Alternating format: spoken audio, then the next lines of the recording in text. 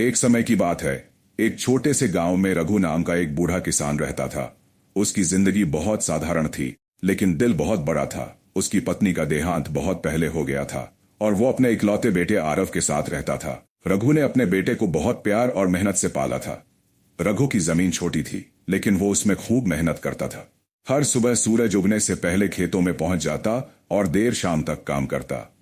वो अक्सर अपने बेटे से कहता, बेटा, ये जमीन हमारी माँ है, इसे सम्मान दो, ये कभी तुम्हें भूखा नहीं सोने देगी। लेकिन आरव को गांव की जिंदगी बहुत बोझिल लगती थी। उसे शहर की रोशनी, ऊंची इमारतें और आराम की जिंदगी का सपना था।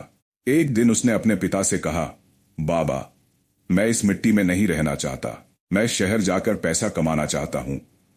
रघु ने उसकी आंखों में सपने देखे और एक हल्की मुस्कान के साथ कहा, जा बेटा, अपने सपनों के पीछे जा, बस जड़ों को कभी मत भूलना।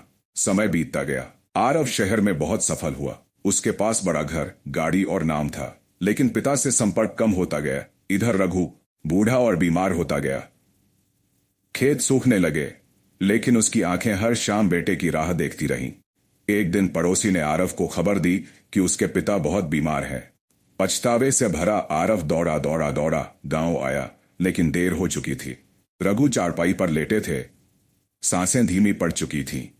आरव रोते हुए उनके पास गया और बोला, मुझे माफ कर दो, मैं आपके पास नहीं आ सका, मुझे लगा पैसा ही सब कुछ है। रघु ने कांपते हाथों से बेटे का हाथ पकड़ा और कहा, बेटा, मुझे कभी तुम्हारे पैसों की जरूरत नहीं थी, मैं बस चाहता था कि तुम कभी लौट कर इस मिट्टी में 2 कदम चलो, यही मेरी सबसे बड़ी दवा होती। इतना कहकर रघु की आंखें हमेशा के लिए बंद हो गईं। उसी पेड़ के नीचे, जहां वो बचपन में आरव को झूला झुलाया करते थे। माता पिता की ममता और जमीन की कीमत दोनों तब समझ में आती है जब वो दूर हो जाते हैं। सपने जरूरी हैं, पर अपनी जड़ों को कभी मत भूलो।